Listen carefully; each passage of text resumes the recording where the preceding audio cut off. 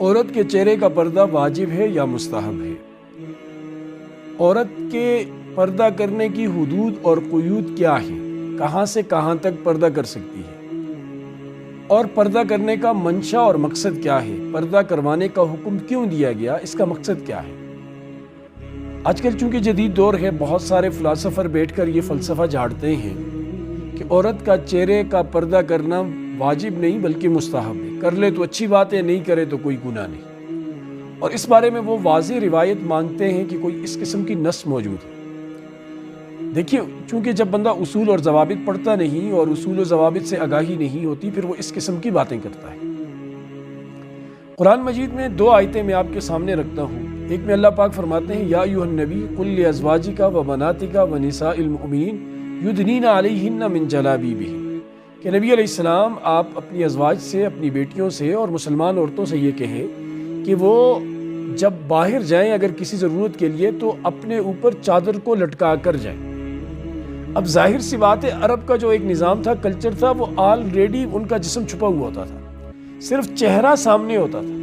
اسی چہرے پر چادر لٹکانے کا حکم اللہ پاک نے اس قرآن مجید کی آیت میں دیا۔ اور دوسری آیت میں جو اللہ پاک فرماتے ہیں، وَإِذَا سَأَلْتُمُوهُنَّ مَتَاعًا فَاسْأَلُوهُنَّ مِنْ وَرَاءِ حِجَابٍ، اور جب ان عورتوں سے تم کوئی چیز مانگنے کی نوبت پیش آئے تو حجاب پردے کے پیچھے سے مانگو۔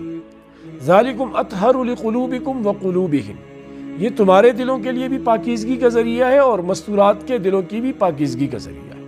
اب ان دونوں آیات کے اندر واضح طور پر پردے کے واضح حکم کو اللہ پاک نے بیان فرما دیا کہ پہلے میں فرما دیا کہ باہر نکلو تو یوں چادر لٹکاؤ، اور دوسرے میں فرمایا کہ جب کوئی چیز مانگنی ہو تو پردے کے پیچھے سے مانگ۔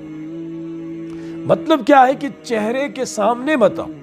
بخاری شریف میں جو حضرت عائشہ رضی اللہ عنہا کا واقعہ کا ذکر ہے کہ وہ قافلے سے جدا ہو گئی، قافلہ چلا گیا اور پیچھے وہ صحابی آئے اور انا للہ و انا الیہ راجعون پڑھا انہوں نے، یہ سوئی ہوئی تھی، بیدار ہوئی، تو روایت ہے کہ وہ کہتی ہیں کہ میں نے اپنا چہرہ ان سے چھپا لیا۔ اس کا کیا مطلب یہی کہ چہرہ چھپانا اسلام کا حکم تھا۔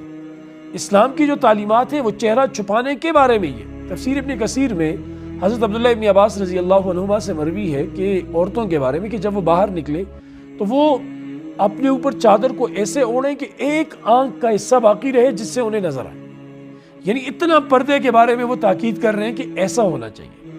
اور سنن ابی داود میں روایت ہے، حضرت عائشہ رضی اللہ تعالیٰ عنہ کی فرماتی ہیں کہ جب ہم حج میں حضور علیہ السلام کے ساتھ تھے تو اگر کوئی مرد سامنے آ جاتے تو ہم اپنے چہرے کو چھپا لیتے، وہ چلے جاتے تو پھر ہم اپنے چہرے کو ظاہر کرتے۔ یہ تمام نصوص اور اس جیسی دیگر نصوص اس بات کے اوپر دلالت کرتی ہیں کہ چہرے کا پردہ کرنا اس زمانے سے لے کر آج تک یہ مسلمانوں کے اندر لازم اور ضروری سمجھا گیا ہے، اور اسلام نے اس کو واجب کا درجہ دیا ہے۔ اب دیکھیں، جو میں نے شروع میں بات کی تھی کہ اس کا منشا اور مقصد کیا ہے۔ پردے کا منشا اور مقصد یہ ہے تاکہ کوئی غلط قسم کی سوچ کسی کے دل میں نہ پیدا ہو، تو وہ کسی کی طرف کسی کا میلان نہ ہو، کشش نہ ہو، اور یہ چیز چہرے میں ہے۔